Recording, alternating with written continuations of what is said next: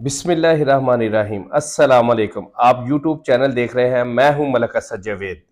आज का व्लॉग है दोस्तों, जाती हुई सर्दी पर। जाती हुई सर्दी जो है वो बहुत सारे बच्चों को बीमार कर रही है। तो हमारा सबसे ज़्यादा मसला क्या आ रहा है? हमें हमें सबसे ज़्यादा मसला ये आ रहा है कि बच्चों को नज़ला, ज़ुकाम और खांसी हो रही है। इस हवाले से जब वो डॉक्टरों के पास जाते हैं, तो अब हमारे इलाके में या किसी के भी इलाके में जो मिडिल क्लास लोग हैं, जो अपर क्लास लोग हैं, वो तो डॉक्टरों की फीसें भर लेते हैं। जो मिडिल क्लास लोग हैं वो डॉक्टरों की फीसें नहीं भर सकते। तो वो क्या करते हैं, वो पहले उठाते हैं बच्चों को, अपने को लेकर चले जाते हैं अपना सरकारी हॉस्पिटल में। सरकारी हॉस्पिटल में क्या होता है, सरकारी हॉस्पिटल में बहुत सारे बच्चों का रश होता है। एक तो जो बंदा लेकर जाता है उसका पूरा दिन वहां पर लग जाता है।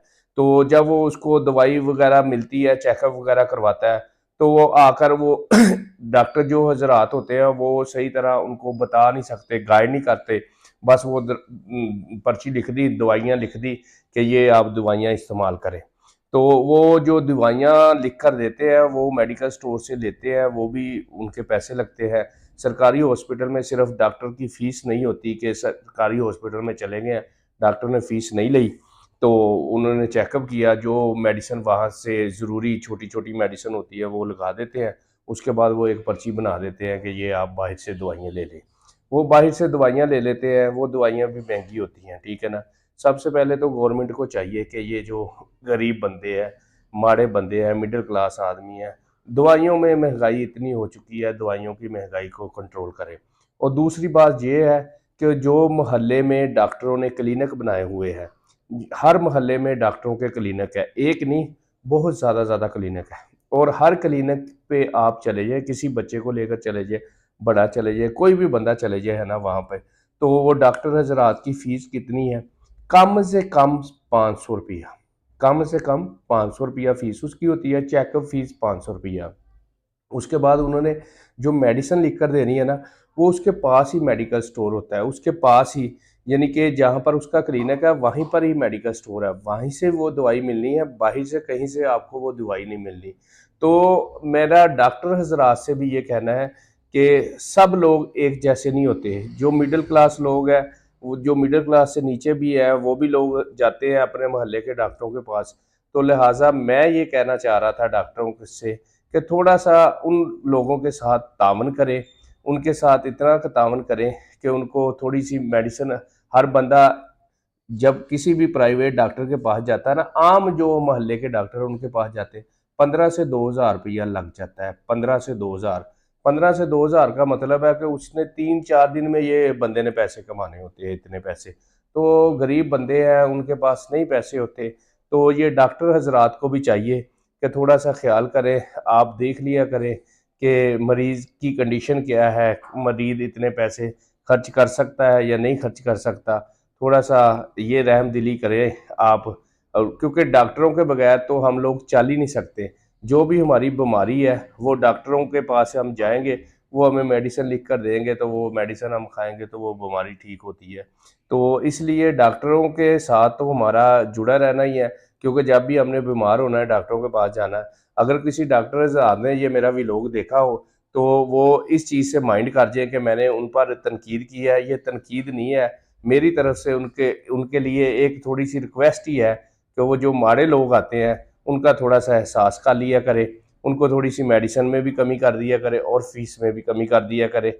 ये बस प्लीज़, क्योंकि आपके पास तो बहुत सारे मेडिसिन कंपनियां वाले आते हैं, वो आपको मेडिसिन सैंपल देते हैं। तो जो माड़ा बंदा आता है उसको सैंपल में से आप दे दिया करें। आपको तो अल्लाह ताला ने बहुत दिया है वो, लेकिन वो माड़ा बंदा है, वो सिर्फ बीमारी की हालत में आपके पास आया है। अगर वो बीमारी की हालत में आपके पास आया है तो आप उसको हेल्प करें, तो आपकी मेहरबानी है। मैं यही बस आपसे कहना चाह रहा था, क्योंकि आजकल जो सर्दी है ना, वो जाती हुई सर्दी है ना, हर बंदे का गला ख़राब है, हर बंदे को ज़ुकाम है। बच्चों को तो ज़्यादातर छाती, बच्चों के छाती का बहुत प्रॉब्लम आ रही है, खांसी आ रही है बच्चों को। तो ये सारी प्रॉब्लमें आ रही है जाती हुई सर्दी में, और आती हुई सर्दी में ऐसी प्रॉब्लमें आती हैं।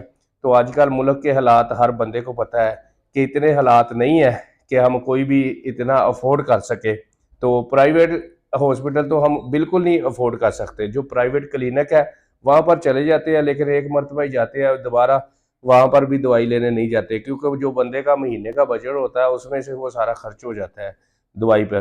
तो इस हवाले से मैंने आज का ये व्लॉग किया है कि अगर हम सरकारी हॉस्पिटल में जाते हैं वहाँ पे दवाई तो मौके पे थोड़ी सी दवाई मिल जाती है, लेकिन वो भी एक लिस्ट लिख देते हैं कि बाहर मेडिकल स्टोर से आप ले लें।